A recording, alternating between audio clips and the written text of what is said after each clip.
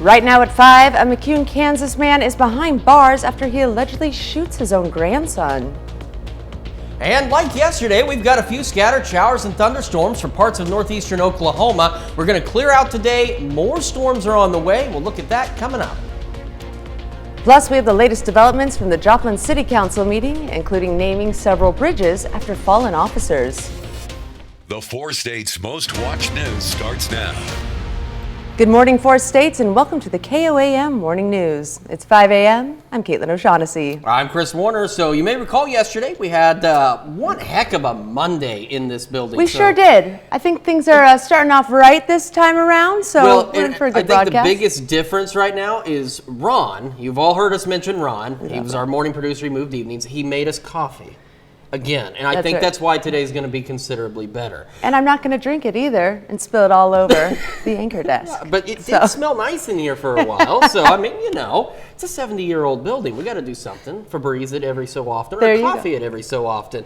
We've also got some showers and thunderstorms out there, parts of the area. We've got northeast Oklahoma and even stretching into southeast Kansas. Now, not all of the rain. Okay, so I want folks at home to understand. We got a whole series of new cameras. You've probably seen our posts and videos about them.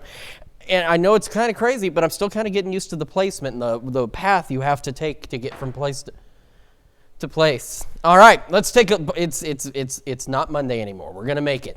Some of this rain not necessarily reaching the ground, but what is what's down to here. And like yesterday, stronger storms. You can see where there's been a severe thunderstorm watch well off to our south and west. These storms again tracking off to the south and east, and they'll continue to do so. And like yesterday, they'll eventually move on out of here, and then we'll see additional storms overnight tonight. So overnight, we've got a low end risk of severe weather. So we're talking the possibility of some small hail and perhaps some gusty winds. And this will be overnight tonight and into early tomorrow morning. Then, as we head into this is starting to be Monday again. As we head into tomorrow afternoon, we'll see additional storms. So here's this first round, about 4 or 5 o'clock in the morning. It's pushing on through, and it'll hang on with us till about noon. We'll have a pause in activity, maybe a few scattered showers, and then by about 5, we kind of get a little second round, followed by a small third round immediately after that, and this is when our opportunity for more strong to severe thunderstorms will come, and this is where the possibility for some strong damaging wind gusts will be, and by about 10 o'clock, it's out of here. So again, this low-end risk here is for overnight tonight, and then we have the elevated risk in yellow for us tomorrow, and this is going to be really tomorrow evening. So this is overnight, early tomorrow morning, and this is tomorrow evening across the area. And again, these will be out of here by about 10 o'clock, but you can see we'll have those scattered thunderstorm chances throughout most of the day, with the best chances with batch number 1 in the morning, and then that kind of second and third batch as we head into the late evening hours. Quick check of temperatures, still not bad, a little warmer than we were yesterday and a bit breezier. 71 in Joplin, south-southeast breeze at 16, gusting to 22. And as we take a look at the temperatures around the area, again, not bad. 66 Fort Scott, Nevada, 67 Iola, 72s Neodesha, Chanute, Parsons, Chitopa, and Miami, and 71 Neosho and Carthage. We'll have another full look at your forecast, and unfortunately, I have to tell you the heat is going to return, and we'll look at that in just a few more minutes. Caitlin? Thanks, Chris. Well, in today's top story, a southeast Kansas man is behind bars, accused in shooting the death of his own grandson early yesterday morning at his McCune, Kansas home. Before 11 a.m., a 911 caller contacted the Crawford County Sheriff's Office to say her grandfather had just shot her brother. When deputies arrived at the home on 5th Street in McCune, they found 28-year-old Ian Fox of Lexington, Kentucky, unresponsive with a gunshot wound. They tried life-saving measures, but they did say that the victim died at the scene. Yes, that seems to be right now what looks like they were in town visiting, and it's just a tragic event that happened, and that it's one of those things that we're an ongoing investigation to try to see if we can figure out the circumstances, what led to this event. Deputies arrested 70-year-old John Fox on Kuhn at the scene. He's now at the Crawford County Jail. Sheriff Smith experts Fox to have his first appearance in court today.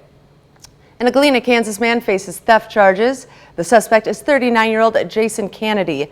Just before 2 a.m., Cherokee County Sheriff's deputies responded to reports of trespassing at a farm outside of Baxter Springs. When authorities arrived, they discovered Kennedy's truck and a trailer loaded with stolen property. Authorities have charged Kennedy with theft, criminal trespass, and interference with law enforcement. The Neosho Police Department wants to warn residents about a new scam. Some people in Neosho have reported that a person posing as a technician for DirecTV has asked to enter their homes. The person claims to be there to help lower the homeowner's bill, but asks for a fee up front. DirecTV has confirmed this is a scam and that customers should be aware. 4 girls are recovering from a lightning strike in Kansas. It happened on Saturday around 10:45 a.m. in Mays County, just east of Salina. Authorities say the girls were in the water at Blue Hole Park when the lightning struck them. All 4 girls were taken to the hospital. And we told you last week about Donna Bray, a Joplin resident whose home is on the list to be demolished. She's been fighting to have it removed, and yesterday she went before the city council to advocate directly for that. No action was taken last night. However, you can find more about her story on our website, KOAMnewsnow.com. And another item on the council's agenda yesterday, renaming bridges after officers killed in the line of duty. The bridge on 1200 East 20th Street will now be known as Officer Jake Reed Memorial Bridge. The one on Loop 44 Rangeline Road will be renamed Corporal Ben Cooper Memorial Bridge. Reed and Cooper were shot in an incident in March of 2022 and died from their injuries. A third bridge, this one on Connecticut Avenue crossing over I-44, will be renamed the Officer Timothy Nielsen Memorial Bridge. Nielsen died from injuries sustained in a natural gas explosion in 2004. And the Joplin Council also honored a longtime resident of the city, Betty Smith, who has lived in Joplin since 1929. She's well known in her community for being a neighbor, a historian, and an outstanding citizen. Yesterday, she was honored through a video for her ongoing service in the community. That's a look at this morning's top stories and weather on our first 7 minutes. Coming up on the KOAM Morning News, we take you to Webb City to learn about the football team's first day of practice as the 2023 season gets closer and closer. Plus, how yoga may help reduce chances of Alzheimer's in older women. And Chris Warner will have the latest on weather and if we'll finally get some rain this week. You're watching the KOAM Morning News. We'll be right back.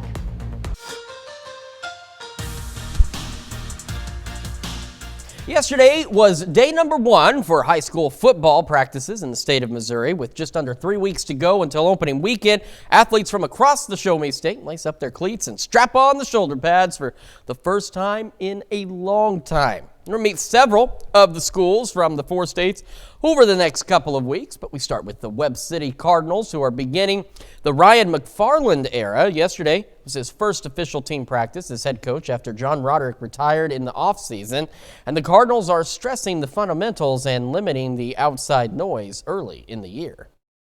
Especially this time of year, you know, with all the previews and all the information coming out on the teams, you can get really wrapped up in talking about all your opponents and the players they have coming back. And so we've really tried to just take the approach that, you know, we're in control, we can control, and that's coming out and working hard every day, becoming a disciplined football team, controlling the things we can control, and really learning what your role is on the team and why that's your role. Offensive line's looking a lot better than it was for previous years. A lot of guys stepping up in big roles for us. You know, a lot of guys getting bigger as well and getting stronger, getting faster.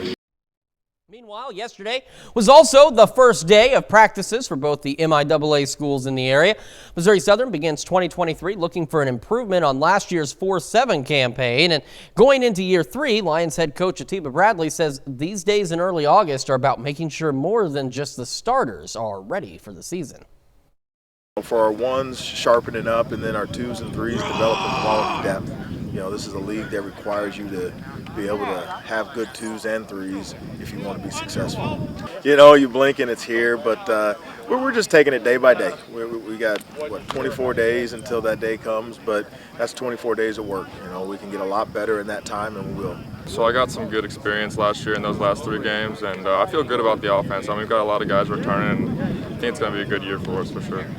Well, we had spring ball, and that went pretty well for the offense. I mean, we felt good about that. And then over the summer, we're doing a lot of workouts. We had player-led practices like twice a week. Meanwhile, Pitt State also in action yesterday morning. The Gorillas begin their 2023 MIAA title defense at home on Thursday, August 31st against Washburn. For head coach Brian Wright, entering his 4th season at the helm of the Gorillas program, the task at hand isn't finding players good enough to repeat. It's making sure they can all be on the same page. I think our big thing is coming together and playing together as one unit, and we have a lot of individually talented guys, and we've talked about that, and we got a lot of ability, but there's a lot of other things that we got to continue to focus on that have nothing to do with talent and nothing to do with ability. And I would say the first thing is just coming together and as an offense, as a defense, and special teams, and then collectively as a football team. And at yesterday afternoon's practice, the Gorillas also announced their team captains for 2023, led by 4 seniors and 3 juniors. Quarterback Chad Dodson, one of the non-seniors that gets the nod as a captain. Trace Jeffries is the only returning captain from last season, whereas this is a first season for the other 6 names that you see there on your screen. Still to come, India, one step closer to a controlled moon landing. And we've got another check of that down-to-earth forecast when the KOAM Morning News returns. Welcome back to the KOAM Morning News, 5:16 now on this Tuesday morning. So we want to talk about our possibility of strong storms overnight tonight and the severe weather we're looking at for tomorrow evening. This is for today. We've talked about this in the past, how the days work with our friends down at the Storm Prediction Center. This is really for overnight tonight into tomorrow morning. We have a low wind risk for some small hail and perhaps some strong wind gusts out there with thunderstorms that we could see early tomorrow morning. Now, the storms that we're seeing this morning across parts of northeast Oklahoma, they should clear out of here pretty quickly, and we're looking at pretty decent Tuesday, although we are going to be a bit warmer. Now, as we go overnight, we'll start to see a few scattered showers and thunderstorms, and then we'll see, as we head toward about 4 or 5 a.m., more widespread thunderstorms, and some of these could be strong, low-grade severe. That's where that low risk comes from for today, is for this activity early tomorrow morning. Now, round 1 of these showers and storms is going to last through at least the noon hour. We could still see a few scattered showers after that, and then as we head into the evening, we'll get additional development, and in the evening, we could see additional strong, possibly severe thunderstorms, and then those will clear out by about 11 o'clock midnight tomorrow. So again, today, we have got the low-end risk, which is again more for overnight tonight into tomorrow morning. This elevated risk is as we head into tomorrow evening across the area, and then by Thursday we go back to no storm chances, albeit briefly. Let's talk about our rain chances tomorrow. As you can see, our better chances, of course, in the morning, where we are looking at more organized precipitation, more widespread, while the scattered chances through the afternoon, then the evening, they pick back up a bit, but again, they're a bit more isolated compared to the early morning batch, which will be more widespread across the area. We are mostly cloudy in Joplin. We are at 71 and a bit breezy, south-southeast breeze at 16, gusting upwards of 22 miles an hour out there. And around the region, again, not a bad start this morning. A pinch warmer, but not by much. 67 Iola, 72s, lots of those. Neodesha, Chanute, Parsons, Chatopa, and Miami. 71s in Carthage, Neosho, 69 Lamar, and 69 in Pittsburgh. As we get our morning started again, like yesterday, isolated thunderstorms, maybe a few showers, primarily in northeastern Oklahoma. The rest of us partly cloudy, upper 70s by late morning. Our highs today, right around 90 degrees, so that's seasonable. It's hot, yes, but that's seasonable. It's about where we should be. We're looking at mostly clear skies heading into the afternoon and into the evening hours. We'll start to see increasing clouds later in the evening, starting to go partly to mostly cloudy. Mid-70s by 10, mid-70s overnight, and then again as we head toward the early morning hours tomorrow, we'll start to see those thunderstorm chances increase. We mentioned the scattered thunderstorms tomorrow. Again, seasonable temperatures, but hot, low 90s. Temperatures, unfortunately, as we head toward the end of this week and into next week, really start to climb again as we go back into the upper 90s, close to 100 again, unfortunately. But we still hold on to some thunderstorm chances Friday, a few more Sunday and Monday, and then, unfortunately, yeah, we're not quite done with the dog days of summer yet as we look at triple digits returning by the middle of next week. Let's check your forecast. We will be back with Health Watch right after this. Topping Health Watch this morning, a new study has found about 1 in 6 toddlers don't get all the vaccinations they need. Researchers analyzed data from 16,000 children between the ages of 19 and 35 months. They specifically looked at 7 multi-dose vaccines. According to the study, 17% of toddlers started all the vaccination series, but they didn't finish 1 or more of the doses. According to the authors, a common reason is delayed medical records after moving to another state. Meanwhile, about 73% of toddlers completed all the vaccination doses, and just 1% didn't get any vaccines. The vast majority of drug overdose deaths involve opioids, and rates have surged in recent years. But a new study shows that evidence-based treatments for substance use have remained significantly underused. According to the CDC, upwards of 80,000 people died from a drug overdose involving opioids in 2021. But the new study showed only about a third of adults with opioid use disorder received any type of treatment for substance abuse. Only about 1 in 5 received medication to treat opioid use disorder.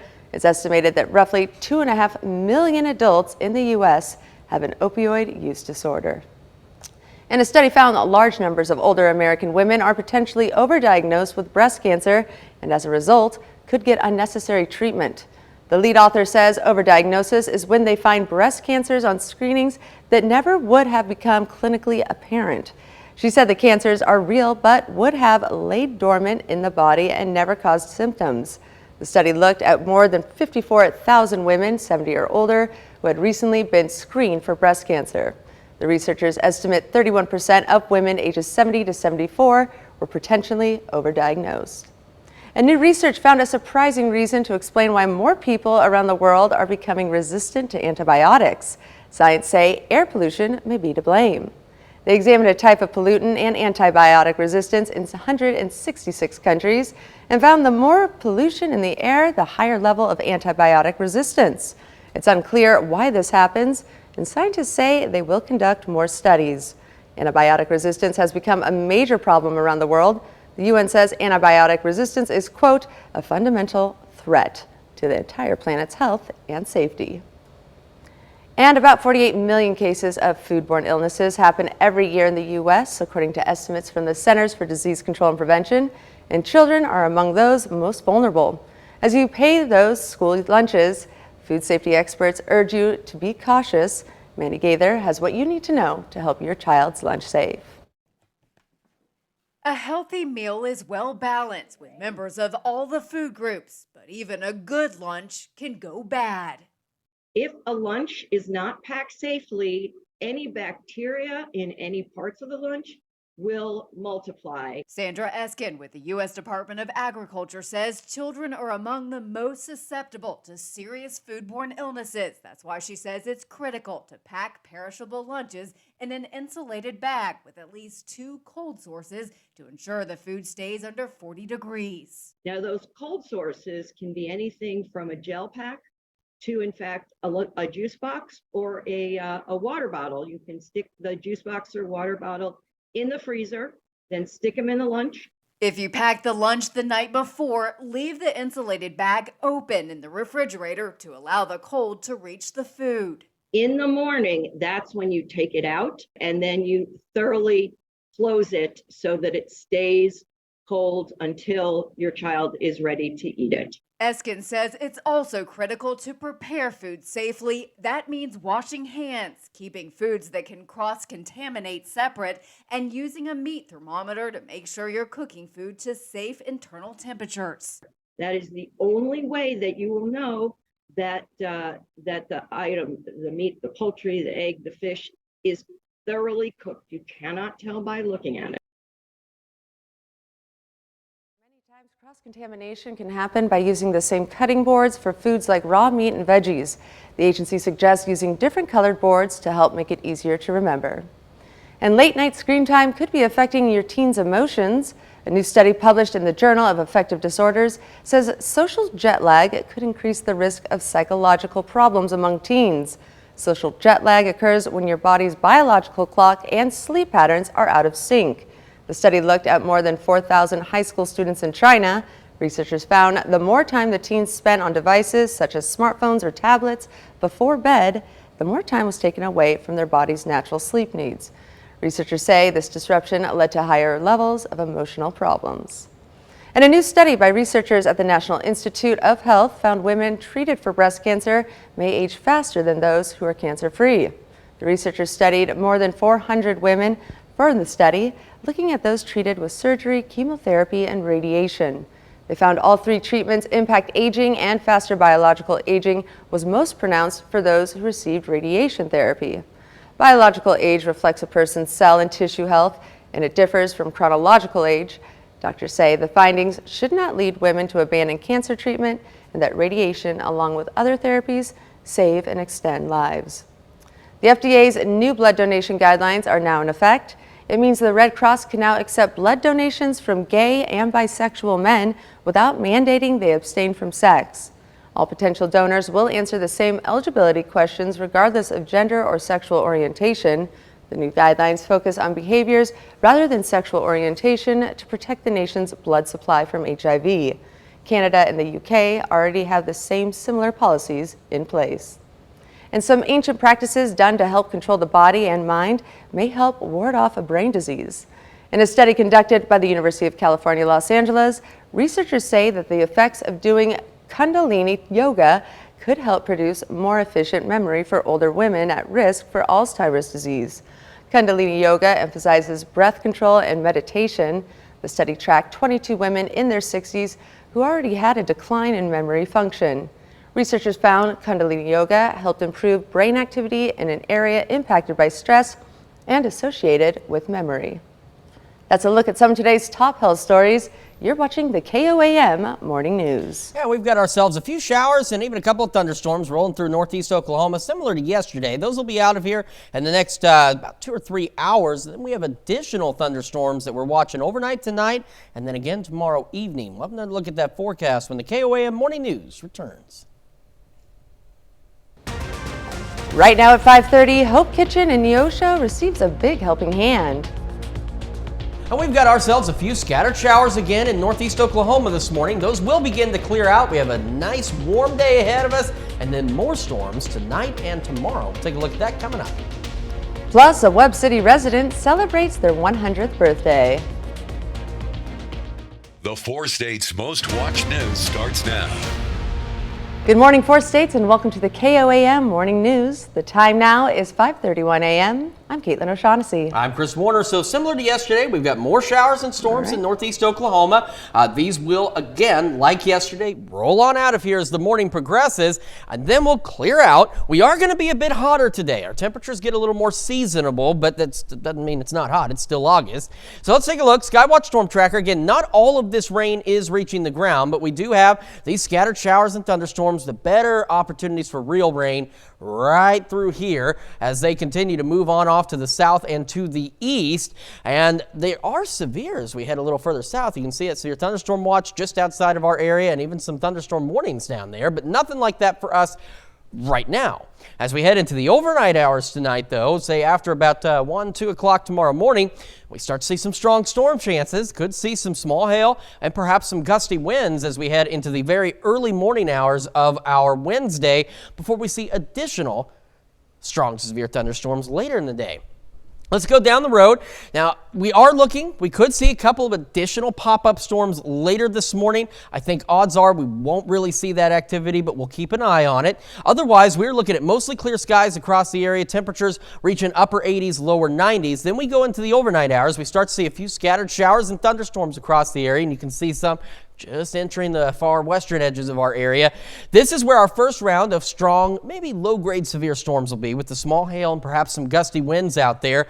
This is 5 a.m. We go through the morning. We'll see this just kind of a big complex of showers and thunderstorms. And by the time we reach about noon, the main storms are out of here, and we're left with just some scattered showers. That allows us to heat up. We get in upper 80s, potentially lower 90s tomorrow. And then as we head into the evening, we're going to start to see scattered redevelopment, and then we'll see another complex of showers and thunderstorms. This is the expectation at this point, and these could be strong to severe, with damaging wind gusts being the primary concern, although an isolated tornado can't be ruled out. However, anything we see in the evening tomorrow is highly contingent on what happens after the morning storms.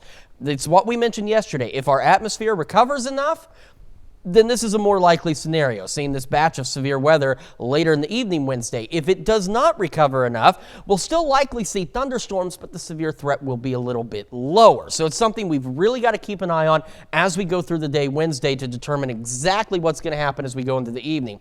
Now, after we get outside of that, those storms clear on out of here, and we'll catch a break Thursday before we see more storms and hotter temperatures. We'll take another complete look at your forecast and when it really heats up here in just a few more minutes. Caitlin? Thanks, Chris. Tyson Foods announces it's closing its chicken processing plant in Knoll, Missouri. KOAM's Anthony Saviello has the story. Knoll, Missouri is a popular spot for those looking to float on the Elk River or spend some time in nature with their family. However, while business is good in the summer, the key economic factor to many local businesses' success throughout the rest of the year is closing its doors. Monday morning, Tyson Foods announced the closure of 4 facilities, including the plant located in Knoll. According to community members, they have been informed that the plant in Knoll is expected to close on or around October 20th. In a statement by Tyson Foods CEO Donnie King, the decision to close these facilities, quote, demonstrates the commitment to bold action and operational excellence as we drive performance, including lower costs and improving capacity utilization. While Tyson feels as though this decision is best for it as a company, community members in Knoll feel strongly that this decision will bring more hardship than what the community can handle. What I hate seeing, besides that, is the people that's got 30 plus years in, some of them spent their whole lives over there. Where do you go after your 30 years in one plant? You know, after that, it's gonna hurt them too, because they got families and stuff that they got to take care of. It's going to hurt. We also received a statement from McDonald County Chamber of Commerce stating in part, these are times when pulling together as a community and a county has never been more important. We'll have more on this situation as it develops. The Hope Kitchen in Neosho gets a hefty helping hand. Adverse Bank donated a $5,000 check to the Hope Kitchen Community Ministry. The bank seeks to provide funding to those who are actively working to create a positive change for others. The donation helps the ministry with their goals of providing food and caring for the community. The goal here at Hope Kitchen is to rescue those who are hurting, those who are lonely, those who are confused, those who feel like they're at their lowest point and they just don't know what to do. So they come in here, we try to offer them some hope through a meal. The $5,000 grant will help pay for interior and exterior paint. And the Community Health Center of Southeast Kansas hosted its annual school-based health conference. It's a chance for school health care professionals to learn techniques that focus on vulnerable populations to ensure all students have the best opportunity to learn. Exactly why they started in the program is to be servant leaders and be able to help as many children and youth as they can. Help us to break cycles from drug addiction, from mental health disease, from students who need vaccine. The health center has more than 100 staff members working in school-based clinics across southeast Kansas and northeast Oklahoma. A Webb City resident celebrates a milestone birthday. Martha Wes turned 100 years old. She's originally from South Dakota, but she's moved around a lot before ending up in Missouri. Now she lives at Foxbury Terrace Senior Living, and one of her caretakers says she's still living life to its fullest. 100 years young today, and she's a wonderful lady. She keeps us on our toes. For 100 years old, I mean, she has to have on a full face of makeup every day before she comes out. She gets up every morning, puts her eyebrows on, puts her face powder on, and then she's ready for the day. We don't ever leave the room in our pajamas. So that's Martha. Hawes says Martha spent much of her life working different jobs at schools. And that's a look at our top news stories coming up on this half hour of the KOAM Morning News. Zookeepers in England celebrate the birth of the most threatened zebra. Plus, a 70-year-old man hikes the entire 2,000-mile Appalachian Trail in just 4 months, all for charity. Well, the latest, you're watching the KOAM Morning News. But first, here's a live look from Memorial Park in Carl Junction in honor of Second Tuesday in the park.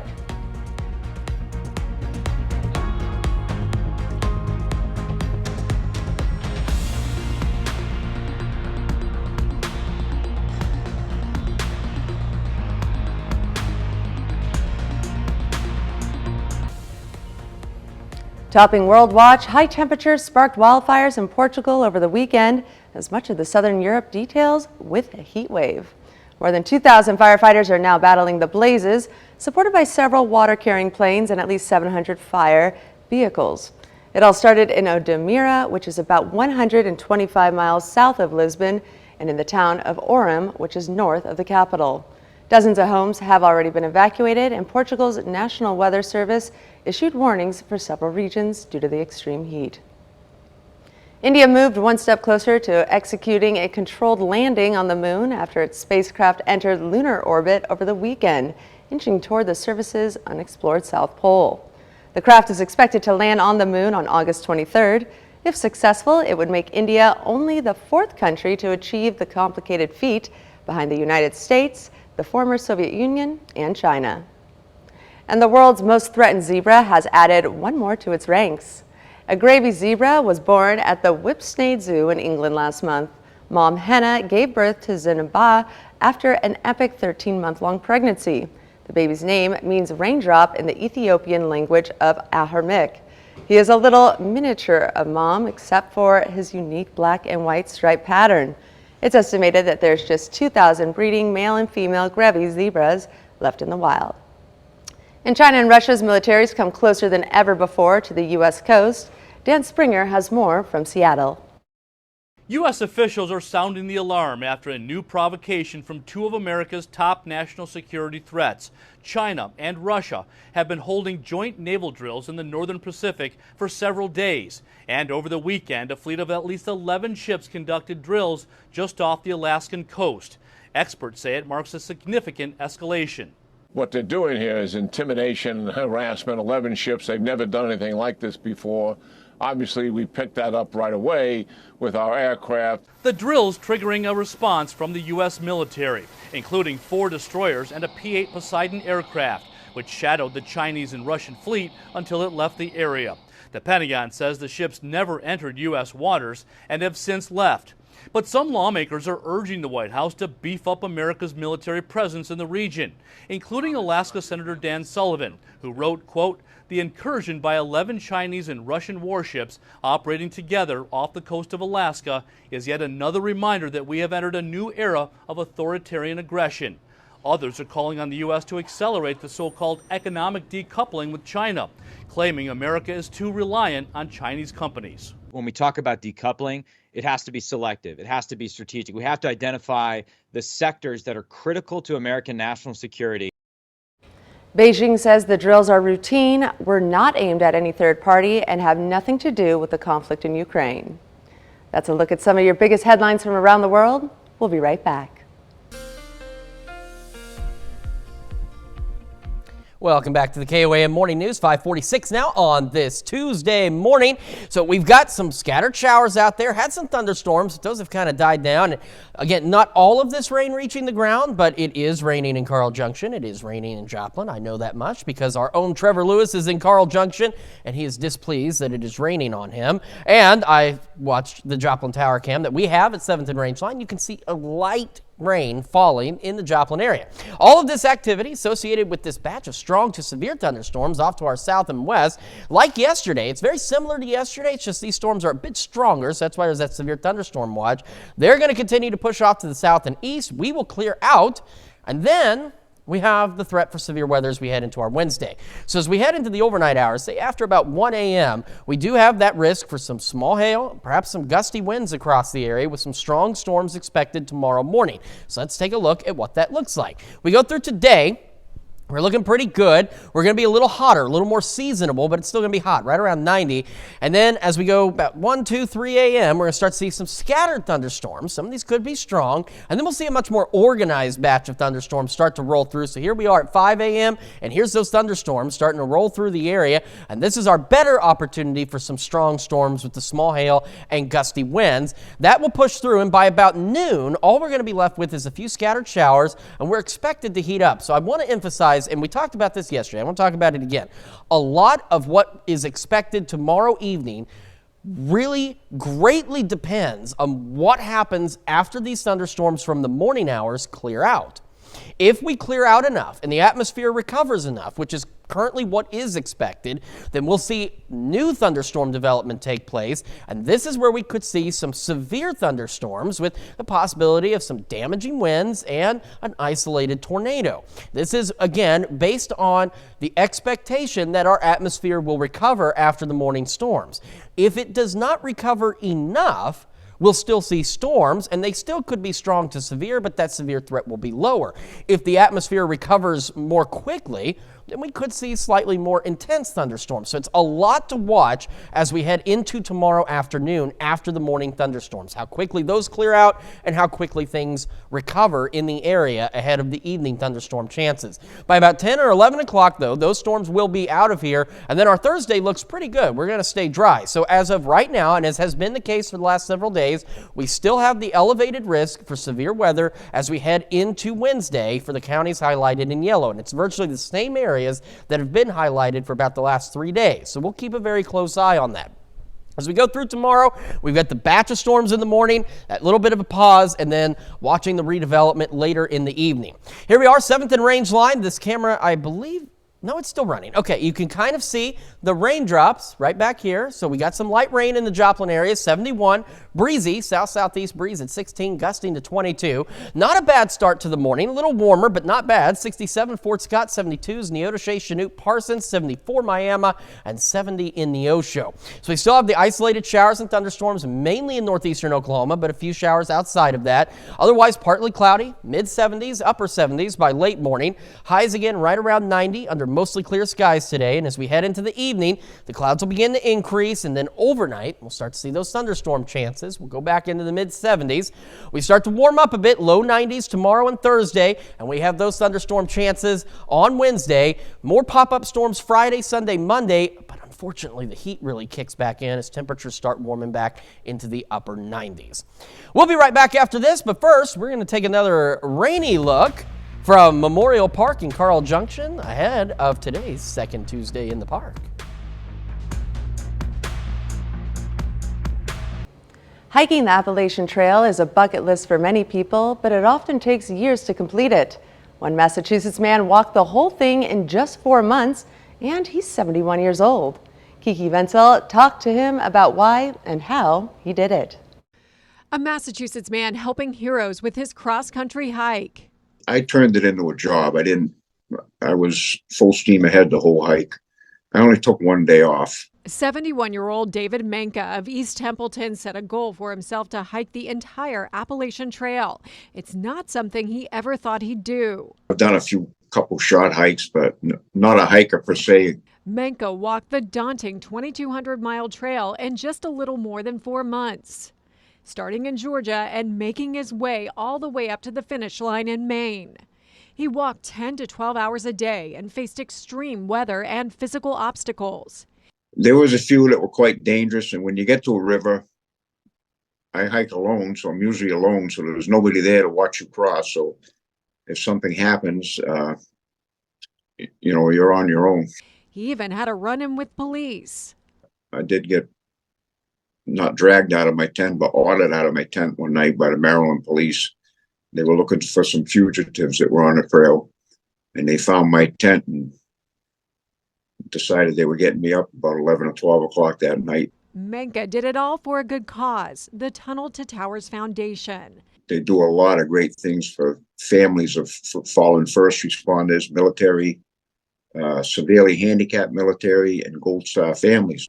As a veteran from a military family, it's a cause close to his heart. I'm having a bad day, wake up in the morning all soaking wet, which I did many, many mornings. Just think of them guys that are never going to walk again, some of them.